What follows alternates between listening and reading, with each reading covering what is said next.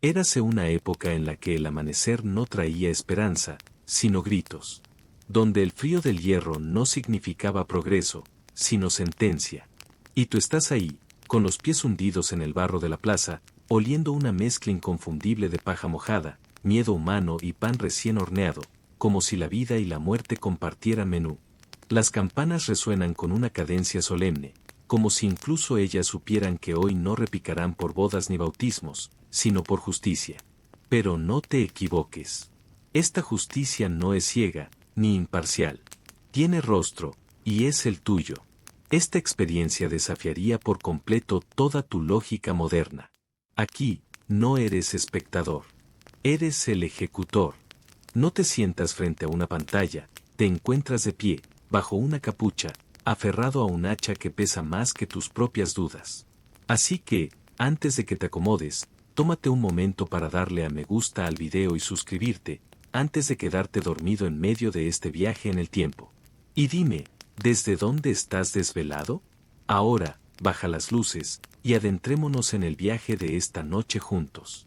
Tu sombra es larga en la tierra fría. El barro húmedo se adhiere a tus botas con un sonido pastoso, como si el suelo no quisiera dejarte ir. Caminas con la cabeza baja, no por vergüenza, sino por costumbre. Así es más fácil evitar las miradas que, aunque breves, arden como antorchas. Aquí, en esta ciudad medieval encerrada entre murallas y supersticiones, todos saben quién eres. O mejor dicho, creen saberlo. Porque bajo la capucha, bajo la túnica negra y la reputación que arrastras como cadenas invisibles, estás tú, carne, hueso, y bastante más paciencia de la que cualquiera imaginaría. Tu día no empieza como el de los demás. No hay saludo del panadero, ni un buen día de la anciana que barre su umbral. Tu desayuno tampoco sabe igual. El queso está rancio, el pan más duro que una sentencia de muerte, y el vino es más vinagre que consuelo. Pero bebés, porque el estómago vacío tiembla más que las manos, y las tuyas no pueden temblar. No hoy. Hoy hay trabajo. Rompe esa ilusión de que llegaste aquí por vocación. Nadie se levanta una mañana deseando cargar un hacha sobre el hombro y partir hombres como leña. La realidad, como tantas otras veces en la Edad Media, es mucho menos poética.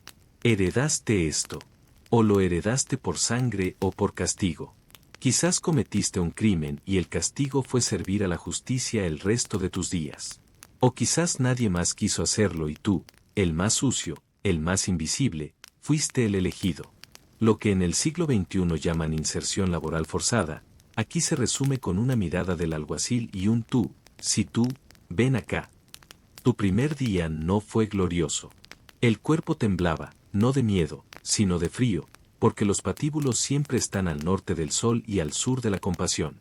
El sonido de la multitud era un zumbido ácido, como abejas con odio. El condenado lloraba, tú también. Solo que por dentro.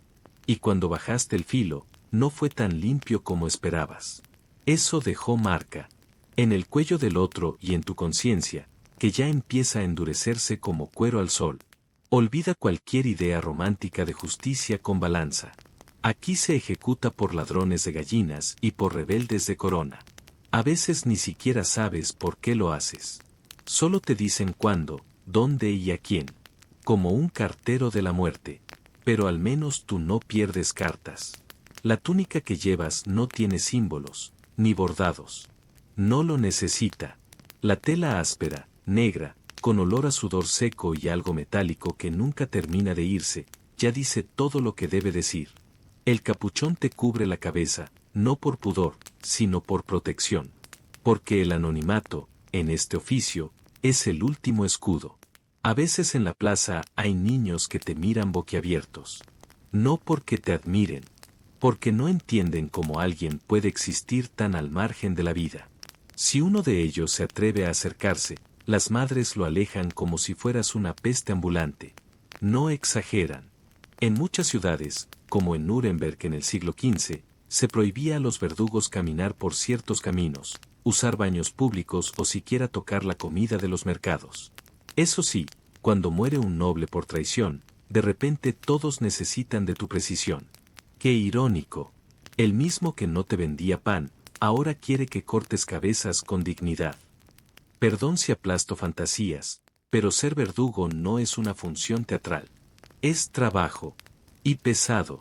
Tus herramientas, que otros no se atreven ni a mirar, tú las conoces como a tus propios dedos.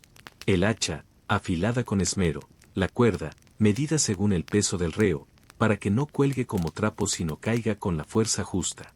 Y el estoque, que pocos saben que se usaba también en ejecuciones nobles. Cuando lo empuñas, la empuñadura tiene una pequeña muesca, como un diente roto. La herencia de un mal cálculo. O de una víctima que no se quedó quieta. Tu espalda cruje como una prensa de lino cuando te inclinas a preparar el tablado. Es curioso, los mismos ciudadanos que no te saludan son los primeros en venir al espectáculo. Pagan por el mejor lugar. Comen, beben, se ríen. Algunos aplauden si lo haces bien. Otros te lanzan cosas y fallas. Como si fueras un artista mediocre en un teatro de sangre. Pero ellos no saben lo que pesa la mirada de un hombre que sabe que va a morir. No saben lo que cuesta dormir después. Dato curioso, en algunas ciudades, como París o Praga, los verdugos tenían acceso exclusivo a los cadáveres.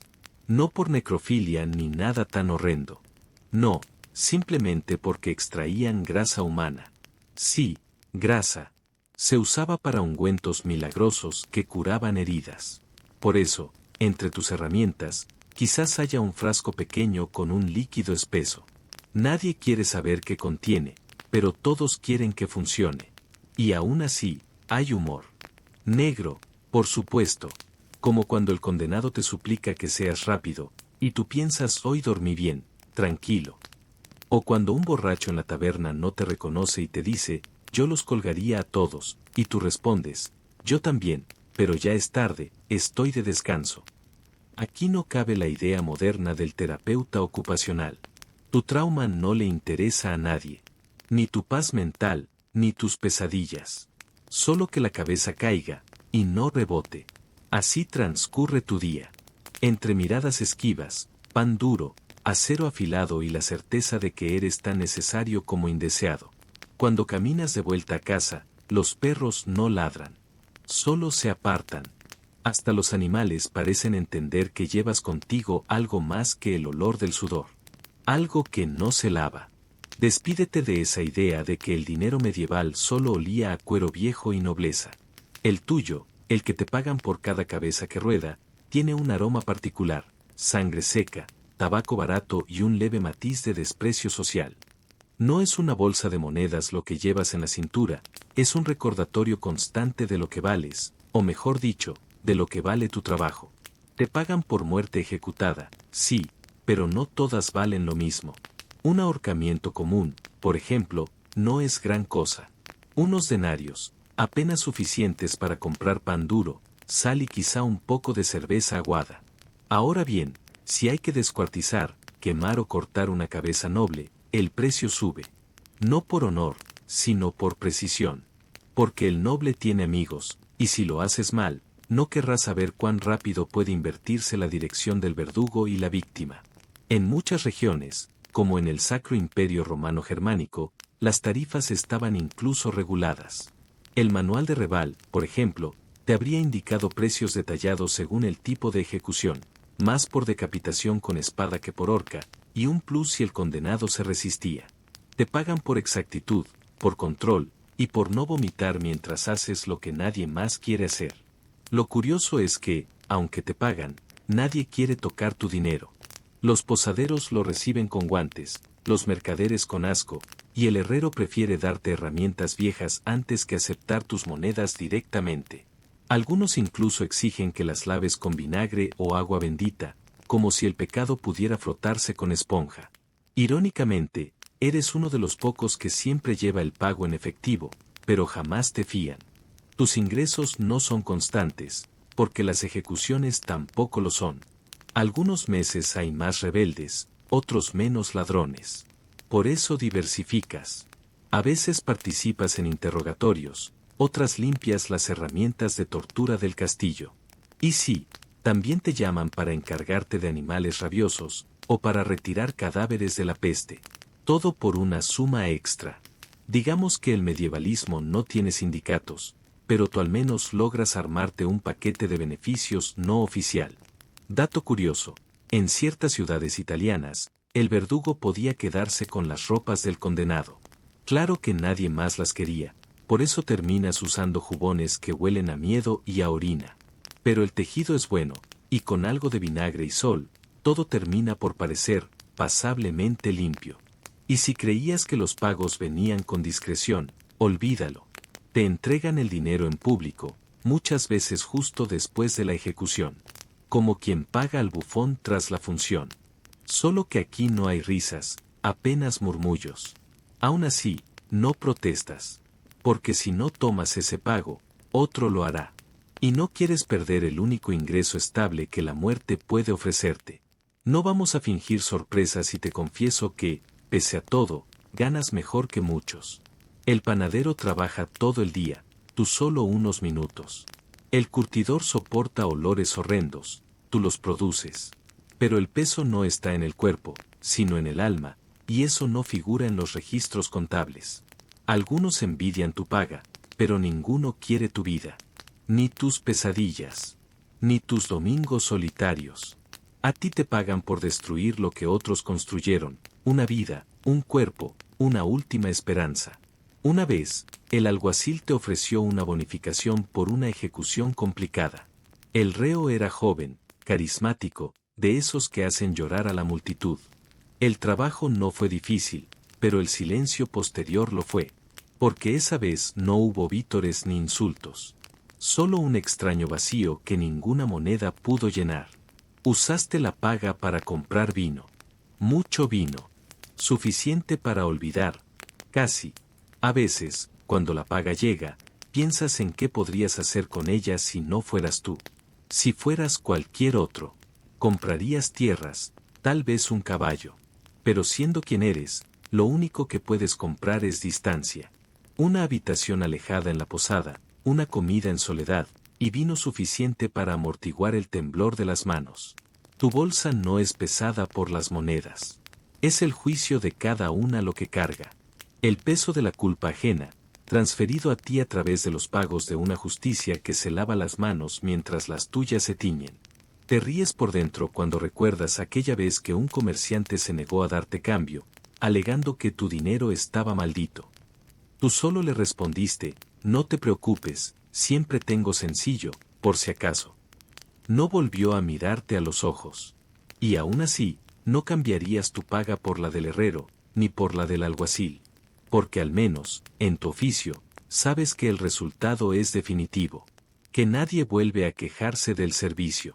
¿Y sabes qué es lo más irónico? Que en algunas ciudades, cuando morías, la comunidad organizaba una colecta para enterrarte lejos del pueblo. Con dinero que, muy probablemente, ganaste ejecutando a sus parientes. Bien vale decir, sin adornos ni nostalgia, que tu paga es constante, pero jamás limpia. Es el único ingreso que viene acompañado de rezos, de sal, y de ojos que miran hacia otro lado mientras lo aceptan. No porque no te lo merezcas, sino porque todos temen deberte un favor. Al final del día, cuentas las monedas sin entusiasmo. No las lanzas al aire, no las escondes con celo. Solo las alineas en la mesa, una a una, como si cada una llevara grabado un nombre. El del último, el del próximo, el tuyo. Porque en este juego, nadie gana de verdad. Exactamente lo que temías. No importa cuánto tiempo haya pasado, cuántas sentencias hayas ejecutado, cuántas cabezas hayan rodado en la plaza, sigue siendo ese. El que no puede entrar en la iglesia sin que los fieles cambien de banco. El que no es invitado a bodas ni funerales. El que existe, pero apenas. Como una sombra pegada a los muros de piedra. Como el olor de la herrumbre que no se va, aunque laves tu túnica una y otra vez. Aquí no cabe el concepto moderno de funcionario respetado. Eres útil, sí, imprescindible, incluso, pero respetado, eso es mucho pedir. La comunidad te necesita. La ley te ampara. Pero socialmente, estás más cerca del leproso que del herrero. El contraste duele. Eres el único que puede cortar un cuello con precisión quirúrgica, pero no puedes comprar una hogaza de pan sin que el panadero te la deje sobre una piedra, evitando tocarte. En Nápoles, allá por el siglo XIII, las ordenanzas municipales prohibían a los verdugos y a sus familias el uso de fuentes públicas, incluso si no había nadie alrededor. Como si el agua pudiera absorber tu culpa y repartirla a quien bebiera después. En algunas regiones de Francia, los verdugos debían vivir fuera de las murallas. No por seguridad, sino por superstición. Como si tu sola existencia pudiera traer mala suerte a las cosechas o hacer llorar a los niños. Y no es broma, lloraban. Una vez, un aprendiz intentó saludarte en la taberna. Un muchacho de 16 años, nuevo en la herrería. Le devolviste el saludo. El silencio que cayó fue tan espeso como la sopa del mediodía. A la semana siguiente, el muchacho ya no tenía trabajo. Tampoco lengua suelta. Olvida la idea moderna de reputación laboral. Aquí, tu reputación está escrita en cada murmullo que se apaga cuando entras, en cada mirada que se desvía hacia el suelo. Incluso los perros dudan en olerte. Y sin embargo, eres parte del engranaje. La ley te necesita. El castillo te llama. Sin ti, la justicia se quedaría sin brazo ejecutor. Literalmente. Algunos hasta te protegen, siempre que no se note mucho. El obispo, por ejemplo, no se atreve a excomulgarte, pero tampoco se acerca. Un equilibrio peculiar entre tolerancia y temor. Dato curioso, en muchas ciudades medievales, solo podías casarte con alguien de tu mismo gremio. Es decir, otro verdugo, o el familiar de uno. Lo que, francamente, hace del romance un asunto bastante limitado. Un cortejo lleno de silencios, cuchillos bien afilados y cenas donde nadie pregunta cómo estuvo tu día. Tu hogar tampoco ayuda. Está en las afueras, cerca de los campos, donde el viento sopla con una insistencia que suena a reproche. La puerta cruje como un carromato viejo, y el techo gotea en 3 lugares específicos que ya conoces como si fueran parte del mobiliario. No hay flores en la entrada. No porque no quieras, sino porque nadie te las vendería. Las tienes que arrancar tú mismo. Preferiblemente de noche. El sarcasmo aparece solo, como un huésped que no pide permiso. Hay algo divertido en que un hombre que corta cuellos con precisión no pueda siquiera cortarse el cabello en la barbería del centro sin provocar un escándalo. Rompe esa ilusión de que con el tiempo te acostumbras. No lo haces. Aprendes a tolerarlo.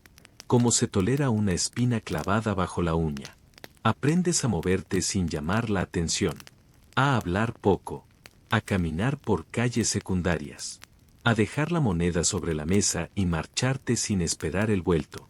Aprendes a vivir con la certeza de que, incluso entre criminales, tú eres el raro. Una vez, uno de los condenados, un viejo ladrón de caminos, te miró con compasión. Te dijo, con la soga ya al cuello, tú estás peor que yo, al menos a mí me van a olvidar. No te rías. No tenía del todo razón. Tú no eres olvidado. Eres recordado en cada leyenda, en cada susurro de las comadres, en cada advertencia a los niños que se portan mal. Solo que nunca con nombre propio. Eres el verdugo. Como si no tuvieras historia personal. Como si hubieras nacido ya con la capucha puesta. A veces, por las noches, caminas hasta el río. No por limpieza, sino por costumbre. El agua corre sin juicio. El único lugar donde nadie te señala. No hay tabiques de madera ni vecinos que murmuren. Solo el croar lejano de los sapos y el olor húmedo de la tierra. Metes las manos en el agua fría. Piensas en lavarte, pero sabes que no sirve. No hay jabón para este tipo de suciedad. Y mientras los demás discuten en la plaza sobre el precio del trigo o el próximo festival, tú escuchas en silencio. Porque incluso ahí, entre la multitud, estás solo. Como un mueble necesario pero incómodo. Un cuchillo bien afilado que nadie quiere guardar en su cocina. A veces sueñas con una vida distinta. No de nobleza ni riquezas. Solo anonimato. Entrar a una taberna, pedir un plato de estofado y que el tabernero te pregunte cómo estuvo tu día sin esconder la mirada. Un lujo impensable. Y, tu única certeza es el acero. Lo demás es niebla. Perdón si aplasto fantasías, pero ser verdugo no te da poder social. Te da una existencia funcional. Como un martillo que nadie admira, pero todos buscan cuando hay clavos. Y sin embargo, cuando cae la noche, cuando todo está en silencio y el aire huele a humo de leña y a orina de caballo, hay un extraño consuelo en saber que, aunque nadie te quiera, todos saben quién eres. Y en un mundo donde incluso los campesinos mueren sin dejar rastro, eso es más de lo que muchos pueden decir. Prepárate para el encanto del detalle, porque hoy toca ensuciarse las manos. Y no con tinta o tierra, sino con lo que sea que quede del reo si las cosas no salen bien. Olvida la imagen de la guillotina francesa, ese ingenio limpio y casi elegante que llegaría siglos después. Aquí, en la Edad Media, ejecutar no es apretar una palanca. Es un arte, uno crudo, torpe, físico, casi tan impreciso como las supersticiones que lo rodean. Tú te preparas antes del amanecer. El cielo aún está cargado de bruma, y el rocío moja el cuero de tus botas. Recorres con las yemas de los dedos cada herramienta. El filo del hacha, tan liso como el canto de una moneda gastada. La soga, trenzada con firmeza y tratada con cera para que no se deshilache en el momento menos oportuno. Y, si la ocasión lo requiere, una espada larga que ya ha probado su eficacia más de una vez. Cada castigo tiene su técnica. No es solo matar, es como matar. Un descuartizamiento, por ejemplo, requiere precisión y tiempo. Porque antes de separar, hay que quebrar. Las sogas se atan a las extremidades, el cuerpo se asegura al suelo o a un poste, y luego, con la fuerza de caballos bien entrenados, comienza el proceso. No es bonito, no es rápido, pero lo llaman ejemplar. Lo curioso es que nadie quiere ver de cerca, pero todos quieren poder decir que estuvieron allí. No hay cabida aquí para nociones modernas como ejecución humanitaria. Si un condenado confiesa, le cortas la cabeza. Si no, lo quemas vivo. Esa es la regla en ciertos delitos de herejía. Así funcionaban, por ejemplo, los tribunales en Castilla durante los siglos XIV y XV. En teoría, es para salvar el alma. En la práctica, es una coreografía entre el poder y el miedo. Y tú estás en el centro del escenario, sin guión y sin aplausos. Ah, pero no todos son cabezas rodantes y cuerpos estirados. También están los métodos más creativos. Como la rueda. Colocas al reo atado sobre una rueda de madera, y con una barra de hierro rompes, uno a uno, los huesos que quedan expuestos entre los radios. El truco está en no golpear con demasiada fuerza al principio, para evitar que el reo pierda la conciencia demasiado pronto. Sí, tú eres una especie de médico, al revés. Dato curioso, había una variante llamada la rueda de San Andrés, donde el condenado era atado en forma de X. Los ejecutores más experimentados sabían cómo romper sin matar de inmediato. De algún modo, esto era visto como una muestra de compasión. Lo cual, francamente, ya te parece sarcasmo celestial. Hablando de compasión, a veces se te permite usar un trapo empapado en vinagre para que el reo lo muerda y no grite tanto. No por piedad, sino porque los gritos perturban al clero. Especialmente si el condenado se atreve a rezar mientras lo desmiembran. Ya te ha pasado. La última vez, el fraile terminó vomitando en sus sandalias. Te detienes un momento a pensar en la cuerda. La miras con respeto. Porque una ejecución por ahorcamiento tiene sus trucos también. La longitud del nudo, el grosor del cuello del reo, el peso total, todo cuenta. Si la cuerda es muy corta, el ahorcado se asfixia lentamente. Si es muy larga, puede que se decapite. Literalmente. Sí, eso también ha pasado. No es lo ideal. Por no hablar del trabajo extra que eso implica. A veces, antes del acto, revisas los maderos del patíbulo. Les das golpecitos, como quien afina un instrumento. Porque sí, esto también es una especie de música. Solo que tú no eliges la melodía. Y nadie te lanza flores cuando terminas. Una vez te llamaron para una ejecución especial, un noble acusado de alta traición. Te exigieron que el corte fuera limpio, rápido y digno. Como si el acero diferenciara entre sangre azul y plebeya.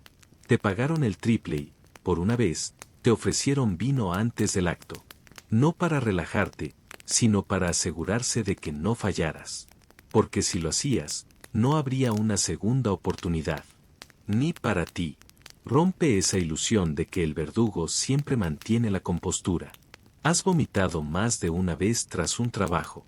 No delante de todos, claro, pero apenas cruzas la esquina del mercado, donde el hedor a pescado puede disfrazar cualquier arcada. Es un acto reflejo, casi como respirar.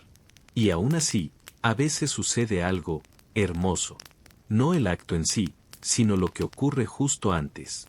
Cuando el condenado te mira a los ojos y tú devuelves la mirada. No hay odio, ni miedo, ni súplica.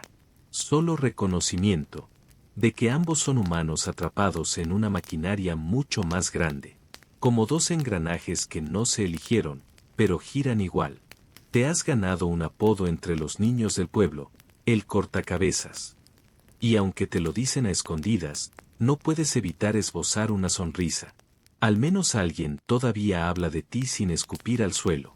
Y por más que lo odies, sigues perfeccionando la técnica. Porque no hay margen para errores. Porque cada ejecución mal hecha mancha más que una túnica sin lavar. Porque alguien, en algún lado, aún cree que todo esto tiene sentido. Y tú, con tus manos endurecidas y tu mirada cansada, sigues cumpliendo con tu parte. Sin aplausos. Sin agradecimientos. Solo con precisión. Despierta, siglo XIV. Afueras del pueblo, bordeando el camino que huele a estiércol viejo y a leña húmeda, se alza tu casa. Aunque llamarla casa puede que sea demasiado generoso. Una choza de techo bajo, hecha de piedra sin labrar y madera reseca que cruje con cada brisa. No hay jardín, no hay cortinas. Solo un pequeño umbral donde el musgo crece sin permiso, y donde los niños del pueblo rara vez se atreven a lanzar piedras. No por respeto, por miedo, porque todos saben que allí vive el verdugo. La puerta chirría como una carreta sin aceitar. El pestillo está astillado, pero aún cumple su función, mantener el mundo afuera. El interior es frío incluso en verano. Las paredes resuman humedad, y en las noches de lluvia, puedes contar las goteras como si fueran relojes. No hay colores vivos, ni decoraciones. Solo lo necesario, una cama dura, una mesa de madera con marcas de cortes que no provienen de la cocina, un banco torcido y una pequeña chimenea que escupe más humo que calor. Olvida la idea moderna de que el hogar es un refugio. Aquí, el hogar es una trinchera. Un lugar donde te escondes del mundo más que habitarlo. Incluso el fuego parece receloso de arder en tu presencia.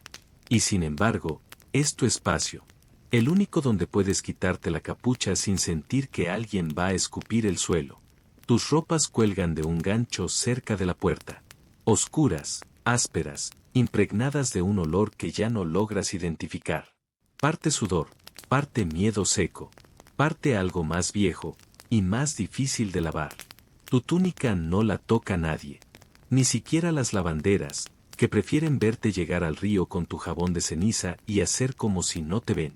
El agua no discrimina, pero las miradas sí. Dato curioso, en ciudades como Augsburgo o Bamberg, los verdugos tenían su propia puerta de entrada a ciertos mercados, marcada con símbolos especiales. No podían compartir espacio con otros gremios. Incluso sus casas eran pintadas con cal diferente para que nadie confundiera quién vivía allí. No fuera cosa que un vecino saludara por error. Tus muebles tienen historia. No de herencia, sino de descarte. La silla donde te sientas a comer fue de un preso que pidió clemencia. La tabla de cortar, tallada por un carpintero que prefirió regalarte un tronco antes que cobrarte. Que lo tome y se vaya, dijo. Y tú lo tomaste. Porque aprender a aceptar sin esperar es parte de tu vida.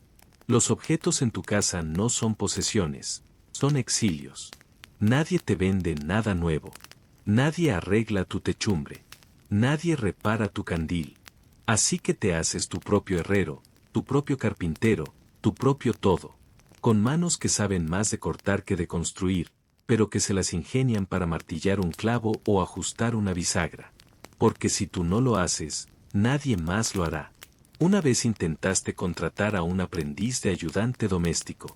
Un chico flaco y curioso que duró exactamente 2 días. El primer día limpió los utensilios, el segundo día lo vieron entrando a tu choza, y esa noche su familia lo mandó a un monasterio. Dicen que aún reza para olvidar lo que vio. No le guardas rencor.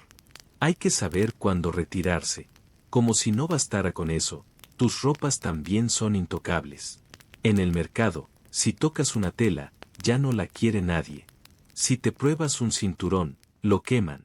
En una ocasión te acercaste al puesto de un zapatero. Solo querías mirar. Cuando te diste vuelta, él ya había recogido todo. Dijo que iba a llover. Ni una nube en el cielo. Solo tú. No vamos a fingir sorpresa si te confieso que hasta tus sombras parecen caminar solas. Por eso vives alejado. No por gusto, sino porque la ciudad te lo exige. Porque la distancia se volvió norma. Porque el silencio en los pasillos se hizo costumbre. A veces miras tu reflejo en el agua del cubo. El rostro cansado, los ojos hundidos, las manos agrietadas como campo de cultivo maltratado por la escarcha. No te reconoces. O tal vez sí, pero preferirías no hacerlo. Porque lo que ves no es un monstruo, ni un mártir. Solo un hombre. Uno al que le tocó cargar el peso de la culpa ajena. Una vez, una mujer se perdió cerca de tu casa. Llevaba una cesta con hierbas. Cuando te vio, soltó todo y corrió. Luego dijeron que un espíritu la había asustado. Tú sabes bien cuál. Lo ves cada mañana en el espejo. Y sin embargo, hay días en que tu hogar te consuela. Cuando sopla el viento y hace crujir las ramas, cuando el fuego chisporrotea en la chimenea, cuando los grillos cantan sin saber que vives allí. Por un instante, todo parece, casi normal. Hasta el humo parece amable. Un niño, años atrás, dejó una flor seca en tu puerta. No supiste de quién era. Nunca se repitió. La pusiste sobre la mesa y duró semanas. Nunca olió a nada, pero aún la recuerdas. Porque a veces, un pequeño gesto es todo lo que necesitas para creer que no estás del todo muerto por dentro.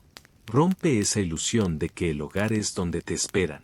A ti no te espera nadie, pero al menos tienes un sitio donde esconderte, donde dormir sin capucha, donde llorar sin testigos. Y esa, para ti, es una forma de paz. Olvida la noción moderna de que los niños deben crecer en ambientes sanos, rodeados de estímulos positivos y aprendizajes guiados. Aquí, en tu mundo, el juego más común no es la rayuela ni las escondidas. Es atar una cuerda a un palo y pretender que es una horca. Y lo peor es que el niño que lo juega eres tú. Porque sí, aunque hoy camines con la cabeza cubierta y el hacha al hombro, alguna vez también fuiste pequeño. Alguna vez fuiste tú quien despertaba en mitad de la noche por los gritos lejanos que entraban con el viento, preguntándote por qué los vecinos no te hablaban, por qué tu madre lloraba después de cada ejecución, y por qué tu padre salía con su túnica oscura y volvía con la mirada perdida, las manos temblorosas, y a veces, una moneda de plata que nadie se atrevía a tocar. No vamos a fingir sorpresa si te digo que el oficio, como tantas cosas en esta época, se hereda. Como una enfermedad, como una deuda. No es algo que se elige, es algo que se impone. El hijo del verdugo, dicen, nacerá con la mano firme. No importa si esa mano prefiere la pluma o la flauta. Aquí no hay espacio para vocaciones alternativas. Aquí, el destino pesa más que el deseo. Desde niño acompañas a tu padre a la plaza. No para jugar, sino para observar. Él te enseña a medir el cuello de un hombre con la mirada. A calcular cuánto tardará en romperse una cuerda mojada. Te muestra cómo afilar el acero hasta que pueda partir un cabello. Y tú aprendes. Porque no aprender sería peor. No aprender es deshonra. Es condenar a tu familia al hambre. El primer día que te dejas sostener el hacha, tus manos tiemblan. Es pesada, rugosa, fría, pero también familiar. Como si algo en ti ya supiera qué hacer con ella. No por talento, sino por necesidad. Porque si tú no continúas, el apellido desaparecerá. Y con él, cualquier forma de sustento. Dato curioso, en algunos pueblos del Báltico, el hijo del verdugo no podía casarse con alguien ajeno al oficio. Su sangre era considerada contaminada, y si se atrevía a unirse con una campesina, la comunidad entera podía excomulgar a la pareja. El linaje del ejecutor no debía mezclarse, ni siquiera con amor. Una vez, de niño, intentaste acercarte a un grupo de chicos que jugaban con un aro de madera. Te recibieron con un silencio de piedra. Luego, uno gritó, «No lo toquen, su sombra mata». Y aunque sabías que era absurdo, desde entonces preferiste jugar solo, tallando muñecos con el cuchillo de tu padre. Ninguno tenía cabeza. Tu madre trataba de suavizar la carga. Te hablaba de otras posibilidades. De ser escribano, quizás monje.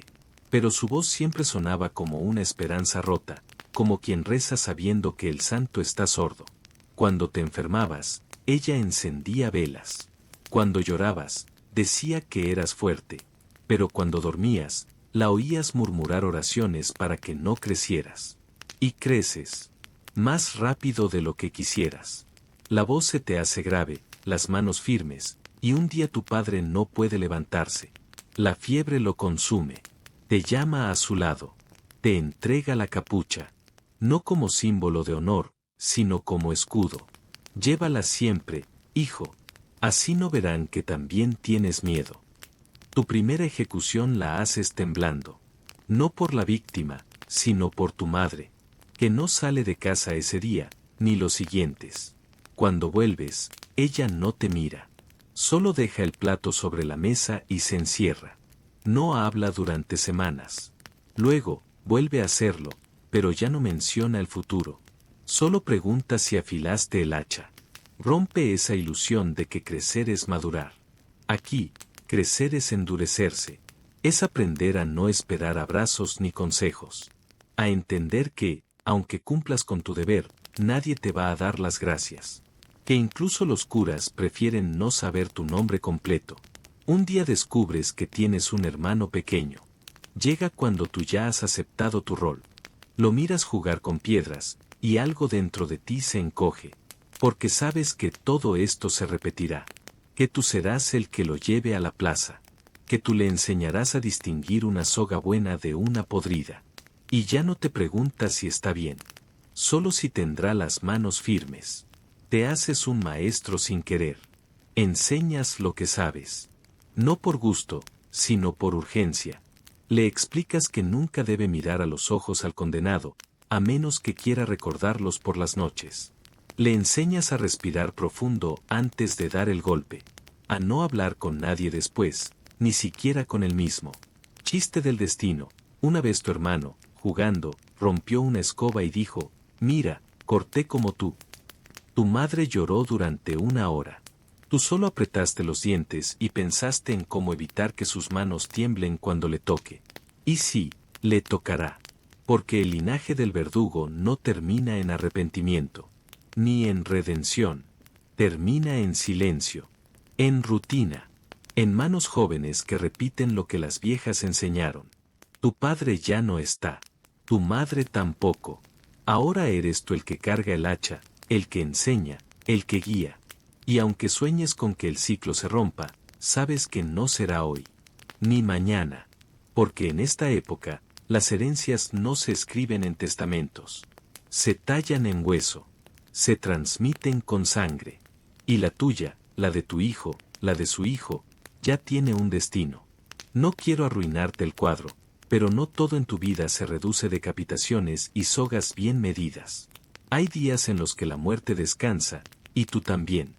No porque lo merezcas, sino porque incluso la justicia necesita respirar. Y es entonces cuando te conviertes en otra cosa, algo menos temido, aunque no más querido. Porque cuando no ejecutas, también trabajas. Nadie te lo dice directamente, claro. No hay un cartel que diga oficios adicionales del verdugo. Pero lo saben. Te llaman. Te pagan. A veces con monedas. Otras, con pan, o con la promesa de que no escupirán al verte pasar. Y tú aceptas. Porque el mundo no se detiene cuando los cuellos no ruedan. Una de tus tareas más frecuentes es la limpieza del cadalso. Después de cada ejecución, hay que desinfectar. Bueno, desinfectar en el sentido medieval del término, lavar con vinagre, pasar ramas de romero para espantar el mal aire, y rezar unas cuantas oraciones mientras frotas con trapos viejos las manchas que no salen. Nadie más lo hace. Ni el alguacil, ni los monjes, ni el cura. Solo tú. Porque, al parecer, la mancha es tuya. Olvida las ideas modernas de trabajo digno o roles definidos. En este tiempo, si puedes con la sangre, puedes con todo. Así que, si hay que trasladar cadáveres durante una peste, allí estás tú, con una carreta, una capucha más baja de lo usual, y un trapo en la boca para filtrar el aire que huele a carne podrida y pan mohoso. Porque, sí, hasta el pan se impregna del olor si lo llevas en la misma carreta. Lo descubriste un día y, desde entonces, nunca más mezclaste carga con merienda. También te llaman cuando hay que capturar a animales peligrosos. Perros rabiosos, cerdos desbocados, alguna cabra demoníaca según los rumores. No eres domador, pero tienes herramientas. Y una reputación que hace retroceder a los supersticiosos. Incluso los niños se callan cuando te ven arrastrar un cerdo amarrado que parece más salvaje que cualquier condenado que hayas visto. Dato curioso, en varias ciudades del norte de Europa, los verdugos también se encargaban de los leprosos. No de sanarlos, claro, de alejarlos. Les marcaban las casas, los acompañaban hasta las zonas de exclusión, y a veces, eran los únicos que les llevaban comida. No por piedad. Por rutina. Alguien tenía que hacerlo, y ya estabas en la lista de los que no importan demasiado si se contagian. Otra de tus funciones, más desagradable aún si cabe, es la del interrogador. Sí, tú, cuando hay sospechas y el tribunal quiere resultados, te llaman. El cuarto es pequeño, sin ventanas. Solo una vela temblorosa, una mesa con cuerdas, un balde de agua y un par de herramientas que no deberían tener nombre. No se trata de obtener verdad. Se trata de obtener confesiones. Que a veces coinciden, y a veces, bueno, digamos que la coherencia no es una prioridad. Tu parte es simple, aplicar presión. Medida, dosificada, casi profesional. Un dedo dislocado aquí, un tobillo bien apretado allá. A veces, basta con el silencio. Con dejar que el acusado vea los instrumentos, que escuche el crujido del cuero. El miedo trabaja por ti. En esos momentos, eres menos verdugo y más sombra. Algo que se mueve entre la razón y el pavor. No con orgullo, pero con eficiencia. Chiste irónico. Una vez un acusado confesó todo antes de que le tocaras un solo pelo. ¿Por miedo a ti? No. Por miedo a una rata encerrada contigo en la habitación. A veces, los terrores más pequeños son los más efectivos. Le regalaste al animal un trozo de pan como agradecimiento profesional. Y aún hay más. Cuando hay fiestas, festivales, desfiles, tú también estás, de servicio. No como invitado, claro, sino como recordatorio. Caminas con la escolta, a paso lento, mostrando los instrumentos que se usarán si alguien se pasa de la raya. Una especie de desfile de disuasión. No te aplauden, pero tampoco te tiran piedras.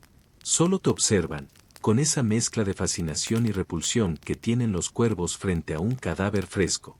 Una vez, un niño se acercó corriendo y gritó, «Es el hombre que hace dormir a los malos». Su madre lo arrastró de inmediato y te lanzó una mirada como si le hubieras arrancado la inocencia a su criatura. Tú solo asentiste. Dormir, sí, con hacha o con miedo. El efecto es el mismo. Y en los días más tranquilos, cuando no hay condenas, ni animales salvajes, ni cadáveres que mover, haces cuchillos. De hueso, de metal. Para cocinar, para cazar. Porque el acero no se desperdicia. Y porque tus manos necesitan hacer algo que no termine en silencio. Algunos te los compran, sin saber que son tuyos. Otros lo saben, pero no les importa. La necesidad supera al prejuicio, al menos hasta que su vecino se entera. Rompe esa ilusión de que el verdugo es solo el final. También eres el intermedio. El vigilante. El recolector de lo que sobra. El remanente humano de una justicia que no quiere mancharse las manos. Y lo haces. Día tras día. No por vocación, ni por gloria. Por costumbre. Porque en esta época, sobrevivir ya es una forma de resistencia. Y tú, aunque pocos la admitan, eres más necesario que cualquier noble con anillos de oro y palabras bonitas. Despídete de la idea moderna del descanso dominical. Aquí, no hay fines de semana, ni días libres, ni licencias por agotamiento emocional. Eres el verdugo, y eso significa que el ritmo de tu vida no lo marca tu cuerpo, ni tus deseos, ni el calendario, lo marcan las condenas. Y las condenas, por lo general, no piden permiso para caer sobre ti. Hoy es uno de esos días en que no hay ejecución, ni interrogatorio, ni desfile, ni peste. Pero eso no significa que estés libre. Al contrario, has sido convocado a dar mantenimiento a los instrumentos. Porque todo castigo debe estar listo antes que el reo. El banco de tortura tiene una grieta que podría hacer que el acusado se deslice en un ángulo no previsto, lo cual sería incómodo. Y el potro chirría más de la cuenta, lo que distrae a los presentes. Sí, incluso el dolor debe ser eficiente. Te levantas antes del alba, como siempre. El rocío ha empapado la tierra, y el aire huele a estiércol fresco y humo de leña. Tu taller es un cobertizo anexo, construido con más voluntad que pericia, donde el polvo y el óxido hacen de las suyas. Entras y saludas a tus herramientas. No porque creas que tienen alma, sino porque son más constantes que las personas. La primera tarea es el afilado. Tienes una piedra de amolar que rueda con un chirrido persistente. El filo de tu hacha pasa sobre ella con lentitud, como quien acaricia un secreto que no debe contarse. Tus manos conocen cada curva del metal, cada imperfección microscópica. Sientes cuando el borde está perfecto.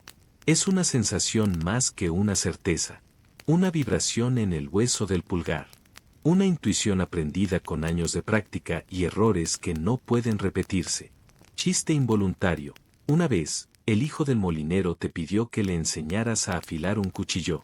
Le diste una daga desafilada, le mostraste el movimiento y te diste vuelta un segundo para soplarte la nariz. Cuando miraste de nuevo, el chico había desaparecido, y también la daga. Semanas después, su madre te devolvió el arma, envuelta en lino y con una carta de disculpas escrita por el cura. Dicen que el muchacho ahora afila plumas. Mejor para todos. Mientras trabajas, el sonido del metal se mezcla con el canto de los gallos, los cascos lejanos de caballos, y las conversaciones ahogadas que vienen del pueblo. Conversaciones que no te incluyen. Pero tú escuchas igual. Aprendes a leer el humor de la gente por la forma en que se ríen, por cuanto dura el silencio entre frase y frase. Si hay demasiadas pausas, algo va a pasar. Y tú estarás allí, sin invitación, sin derecho a preguntar, pero absolutamente necesario. Hoy también te toca revisar la estructura del cadalso. Subes los escalones de madera, uno a uno, probando su resistencia. La tabla del centro se ha reblandecido con la lluvia. Sacas un clavo oxidado, colocas uno nuevo, lo golpeas con precisión. La superficie debe estar firme, pero no demasiado rugosa. No por estética, porque si el condenado tropieza, el público lo considera un mal presagio. Dato curioso, en algunos lugares, como en ciertas regiones de Italia, se solía colocar una moneda bajo la plataforma del cadalso. No para pagar al verdugo, sino como ofrenda para que el alma del ejecutado no regresara. Tú mismo has recogido algunas, cuando nadie miraba. No por codicia, por costumbre. Y mientras trabajas, piensas. No en grandes cosas. No en el sentido de la vida ni en el destino de los hombres. Piensas en si la cuerda aguantará, en si la espada necesita una envoltura nueva, en si deberías cambiar de aceite para tus herramientas. Esas son tus preocupaciones. Pequeñas, concretas, necesarias. Rompe esa ilusión de que el verdugo se desentiende después del acto. No. Eres responsable desde antes, durante y después. Eres el que debe asegurarse de que el sistema no falle. Porque si lo hace, no culparán al alguacil, ni al notario, ni al sacerdote. Te culparán a ti. Como siempre. A veces te cruzas con otros obreros del castillo. El herrero, el tonelero, incluso algún escribano que se atreve a salir. Te saludan con un gesto vago, uno que no compromete. Pero cuando nadie los ve, alguno se detiene. Te hace una pregunta técnica. ¿Cómo sostener mejor un clavo? ¿Qué tipo de cuero usar? Y tú respondes. Porque en medio de tanta lejanía, ese pequeño intercambio se siente como una conversación, como un respiro. Y también están los niños. Sí, otra vez ellos. A veces se asoman a mirar lo que haces. Curiosos, atrevidos. Los ves desde el rabillo del ojo. Uno incluso se atrevió a preguntarte si el hacha muerde. Le dijiste que sí, pero solo si se ríen muy fuerte. Corrieron espantados. Luego volvieron al día siguiente. El mantenimiento termina con el repaso mental. Recorres cada herramienta con la vista, como si enumeraras tus pensamientos. Y por un momento, te das cuenta de que conoces cada centímetro de ese arsenal mejor que tu propio rostro. Sabes qué cuerda chirría, qué tabla tiembla, qué clavo ya no encaja. Y eso, aunque no sea hermoso, es tu mundo. Tu orden. Chiste negro que nunca cuentas, no hay nada más seguro que una horca bien cuidada. Lo pensaste una vez y casi te ríes. Pero no lo dijiste, porque hasta tú tienes límites. Regresas a casa al caer la tarde. Las manos negras de polvo, los dedos con astillas, la túnica empapada de sudor seco. Nadie te espera. Nadie te da las gracias. Pero el cadalso no cruje. El hacha brilla.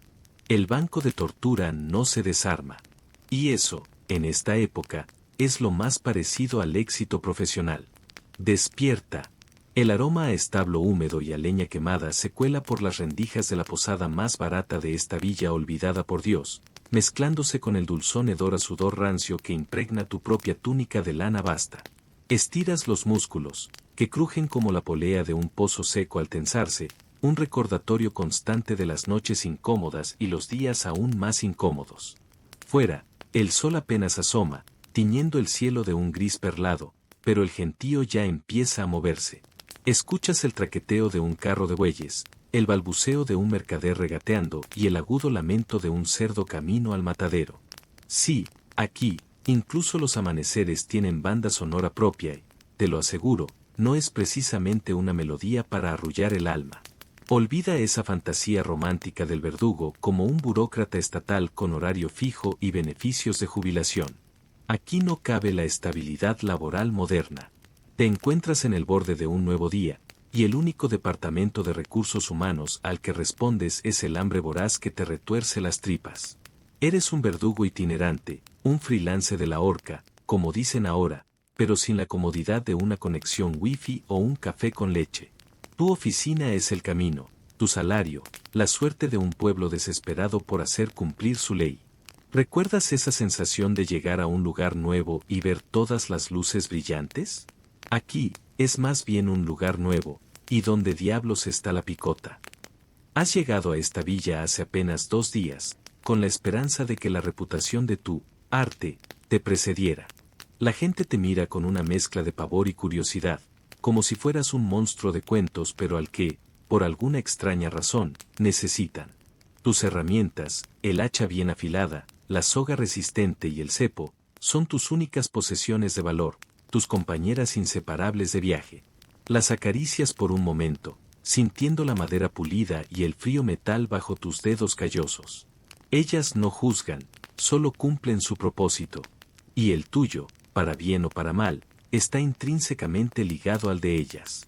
El aire frío de la mañana te golpea al salir de la posada, trayéndote el olor agrio de las cloacas a cielo abierto y el dulzor empalagoso de las frutas podridas del mercado. La multitud te observa mientras te diriges a la plaza principal. Has oído rumores, un ladrón reincidente, quizás un hereje, un caso de brujería. Ojalá sea este último, la brujería suele pagar mejor, ¿sabes? Un trabajo más especializado, digamos. No vamos a fingir sorpresa, siempre hay algo, siempre. Es casi como si la gente no pudiera evitar meterse en problemas. ¿Será la falta de Netflix o la eterna tentación del prójimo? Uno nunca lo sabrá con certeza. Tu vida es un constante peregrinar. De pueblo en pueblo, de ciudad en ciudad, con la esperanza de que la justicia local requiera tus singulares servicios. No hay un perfil de empleo en LinkedIn para esto. Es más bien un boca a boca macabro. Un señor feudal, un obispo, o quizás un consejo municipal desesperado, envía un mensajero o un heraldo con el rumor de una ejecución necesaria. Y ahí entras tú, como un mercenario de la pena capital, ofreciéndote a cambio de unas cuantas monedas de plata, quizás un techo para la noche y un poco de pan duro. Es un poco como ser un consultor independiente, solo que tu consultoría implica un cambio de estado bastante permanente para el cliente. Una vez, en un pequeño feudo en los confines del Sacro Imperio Romano Germánico, te ofrecieron un gallo gordo y una piel de ciervo a cambio de un trabajo. No te quejaste. Era mejor que nada. En la Edad Media, el dinero en efectivo no siempre era abundante, y las transacciones a menudo involucraban trueques. Imagínate tratando de pagar tu café con un pollo hoy en día. Sería interesante. No, la verdad es que ser un verdugo a sueldo significaba que tu sustento era tan incierto como el humor de un señor feudal con resaca. Caminas por el lodo de las calles, esquivando montones de estiércol y charcos de dudosa procedencia. La gente se aparta a tu paso, algunos con el ceño fruncido, otros con una mirada de morbosa fascinación. Sabes que eres el tema de susurros y miradas furtivas, un hombre solitario en una profesión que pocos envidiarían. Duermes con un ojo abierto, no solo por miedo a los bandidos, que los hay, sino también por el temor a la reacción de la multitud. Una vez, un grupo de borrachos intentó liberar a un condenado en medio de la noche. Aquella vez tuviste que demostrar que tu hacha no era solo para los culpables. Un pequeño recordatorio de quién era el que realmente tenía el control de la situación. Fue un lío, pero al final, todos entendieron el mensaje. O al menos, los que quedaron en pie. El hecho de que existiera una demanda de verdugos itinerantes ilustra una curiosa falta de infraestructura estatal centralizada en muchos lugares durante la Edad Media. No todos los señores o ciudades podían permitirse tener un verdugo a tiempo completo en su nómina. Era un lujo, casi como tener un sastre personal o un juglar exclusivo. Así que tú, humilde profesional de la justicia final, te convertías en el hombre para todo en lo que a ejecuciones se refería. Una especie de Uber de la muerte, si se quiere, pero sin reseñas de 5 estrellas. A menudo, te encuentras compartiendo hoguera con mercaderes ambulantes o monjes mendicantes, intercambiando historias de caminos y de la vida. Siempre evitas mencionar tu profesión. Nadie pregunta, y tú no te ofreces. Es un secreto a voces, claro, pero la cortesía tácita del viajero dicta que no se indague demasiado en los asuntos ajenos. Es un poco como cuando alguien en un avión te pregunta qué haces y tú te inventas una profesión aburrida para evitar conversaciones largas. Solo que, en tu caso, aburrida no es precisamente la palabra que usarías para describir tu trabajo. Has aprendido a leer los rostros, a percibir el ambiente de un lugar. El hedor de la miseria y el miedo son inconfundibles. Sabes cuando un pueblo está al borde de la rebelión o cuando la desesperación los ha vuelto sumisos. Y en medio de todo eso, tú eres el instrumento de un poder que a veces parece caprichoso, a veces justo. Es un papel curioso, ¿no crees? Ser el ejecutor de leyes que ni siquiera has ayudado a redactar. Un mero engranaje en la maquinaria de la justicia medieval, una maquinaria que, a veces, parece tener más de molino de viento que de reloj suizo. El viento sopla, la hoja se eleva. Es el ciclo de la vida y de la muerte en este peculiar negocio. El sol de la mañana te encuentra, ahora sí, en el centro de la plaza, el lugar donde la vida, irónicamente, termina para muchos. Un olor a creacerrín y orina vieja emana del patíbulo de madera, una estructura tosca y familiar. Los aldeanos se agolpan, formando un círculo expectante, sus rostros una mezcla de curiosidad mórbida y un temor reverencial. Sientes sus miradas clavadas en ti, susurros que te acompañan como una sombra, como siempre. La tensión es palpable, densa como la niebla que a veces se asienta en los valles al amanecer. Y tú, en medio de todo, eres el ojo de esta tormenta humana, el punto focal de su morbo y su moralidad. Es una sensación extraña, ser la personificación de la ley, y al mismo tiempo, el paria. Olvida cualquier noción moderna de un sistema judicial infalible, con abogados, apelaciones y pruebas de ADN. Aquí no hay cabida para las minucias legales que hoy conocemos. La justicia medieval, con frecuencia, era tan veloz como implacable, y no siempre justa a nuestros ojos. A veces, la palabra de un noble, la confesión obtenida bajo persuasión, peor aún, la histeria colectiva de un pueblo, eran suficientes para sellar el destino de alguien. Tú eres el último eslabón de esa cadena, el que convierte el veredicto en una realidad ineludible. Tu trabajo es ejecutar la sentencia, no cuestionarla. Y, créeme, cuestionar no es una opción si quieres conservar la cabeza sobre los hombros. Pero incluso para un verdugo, la balanza del destino podía girar de forma inesperada. No quiero arruinarte el cuadro, pero no eras inmune a la misma justicia que impartías. Era una ironía cruel, digna de un juglar con un humor muy negro, que el ejecutor pudiera convertirse en ejecutado. Te lo digo por experiencia ajena, claro está. Hubo una vez, en un pueblo donde la cosecha había sido un desastre durante años, que la gente, desesperada, acusó al verdugo de haber traído la mala fortuna. ¿Verdugo brujo? Imagínate el titular. No vamos a fingir sorpresa, la gente siempre necesita un chivo expiatorio, ¿verdad?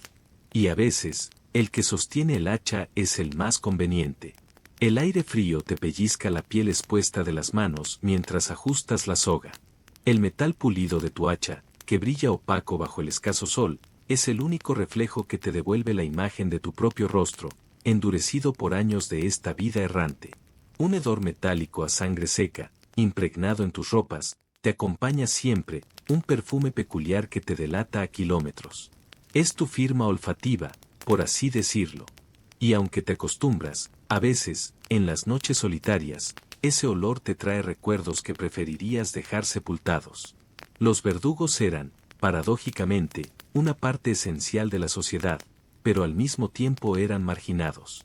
Vivían en los extramuros de las ciudades, se les prohibía entrar en muchas iglesias, y a menudo, sus hijos no podían casarse con la gente normal. Era una profesión hereditaria en muchas ocasiones, una maldición que pasaba de padres a hijos. Piénsalo, era el negocio familiar que nadie quería heredar. Exactamente lo que temías si nacías en una de esas estirpes. Una vez, conocí a un joven que había intentado escapar de su destino familiar y se hizo monje, pero lo encontraron. El abad lo devolvió a su padre con un cúmplase su destino. Pobre diablo. Cuando un verdugo era acusado, el proceso podía ser brutal y rápido. Las acusaciones iban desde la incompetencia si, fallar en tu trabajo de esta manera era un delito hasta la corrupción, o incluso, la brujería, como te decía antes.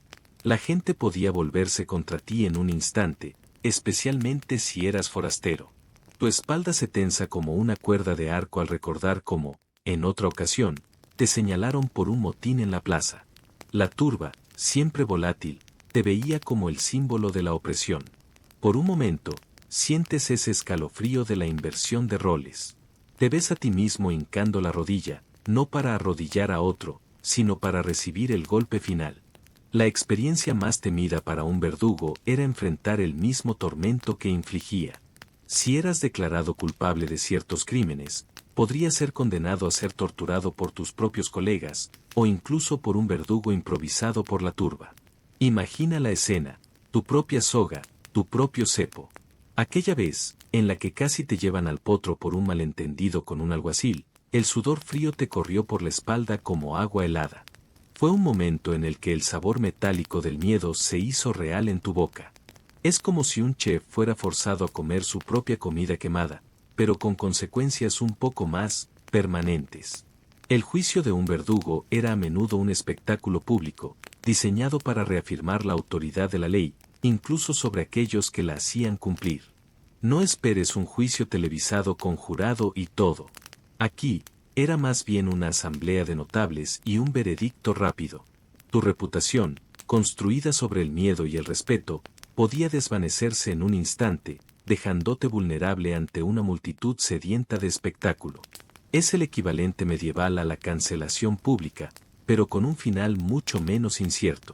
La venganza, en la Edad Media, era un plato que se servía con frecuencia, y si habías ofendido a alguien poderoso o a una familia con influencia, podías terminar en el lado equivocado del hacha. Una anécdota poco convencional, pero real, es que en algunos lugares, si un verdugo ejecutaba a una persona inocente, lo que podía ocurrir, por supuesto, la familia del ejecutado podía buscar venganza no contra el noble que había dictado la sentencia, sino directamente contra el verdugo, al considerarlo el brazo ejecutor directo. Era una forma de justicia popular que se saltaba el papeleo y se iba directamente al grano. Por eso, duermes con un ojo abierto y te aseguras de que tu cuchillo esté siempre al alcance de la mano. El crepitar del fuego en un brasero cercano te devuelve al presente. El condenado, un hombre flaco y pálido, es arrastrado hacia el patíbulo. Sus ojos, llenos de terror, te buscan por un instante, y en ellos ves el reflejo de tu propio destino si alguna vez la suerte te abandona. La multitud guarda un silencio sepulcral, el tipo de silencio que precede a una tormenta, o a algo peor. Tu mano, firme, toma el hacha. El peso familiar te ancla a la realidad. No hay tiempo para cavilaciones ahora. Hay un trabajo que hacer. Y por hoy, seguirás siendo el que sostiene el filo. Hasta aquí la historia de hoy. Te espero mañana nuevamente para dormirte viajando a través del tiempo. Dulces sueños.